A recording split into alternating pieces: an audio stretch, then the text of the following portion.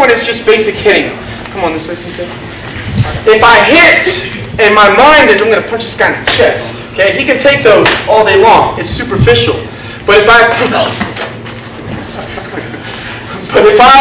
take my mind and I punch him in the face, okay, well, this doesn't exist.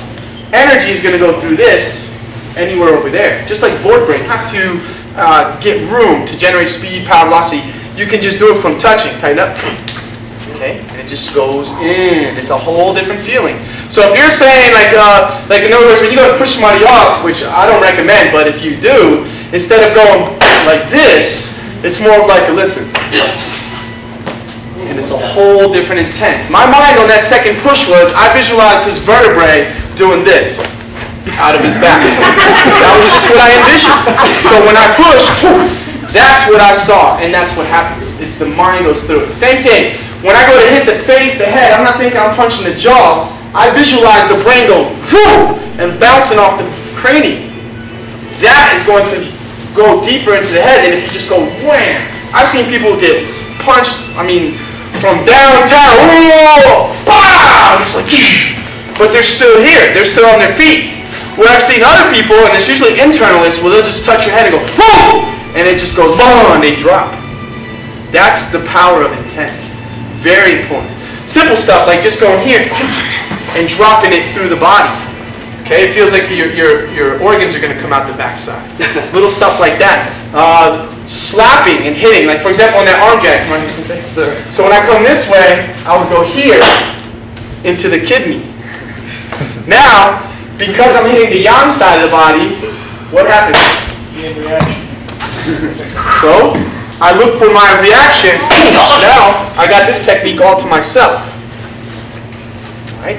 So it's a way for you to learn how to, with the power of intent, of mind intent, to develop deeper, striking, and quicker results.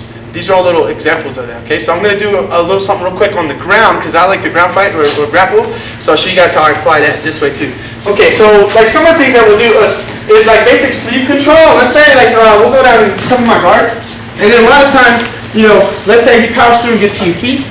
So then I start playing this game here, where I got sleeve control. I can start rapping. I can start doing all kinds of stuff to get into him. But one of the things I like to do is just make him go Superman. Now he's a big dude, so I still have to keep my mind through my legs. So right here, instead of me thinking, go ahead and come back in. Instead of me thinking, oh, he's such a big dude, what I do is I take my bubbling wells and I connect them to earth. Bubbling wells are the kidney 1 points on the bottom of your feet. So as I do this, my mind says my legs are 3,000 feet long. And there's nothing he could do to. So here, my intent now goes to this corner, and I just go. And it's real simple, because it's just the way my brain is working that makes these reversals work really easy. Okay, another one, come on, is if he's in my guard, and let's say I go to put an arm bar on him, about all the way down. And then from here, the basic escape is to stack, right? So he stacks me up, and he comes all the way up to your feet. Right, so here, see, if he's getting taller, I'm going to arm bar him real easy. So stay real low. Right, he wants to keep me with my knees and my face. From here, I can't arm bar anything. But what I'll do is I'll hook here, and if I try to muscle to this quadrant here, it's not going to work. But if I just lead my mind, it's that easy. And I still get my arm bar.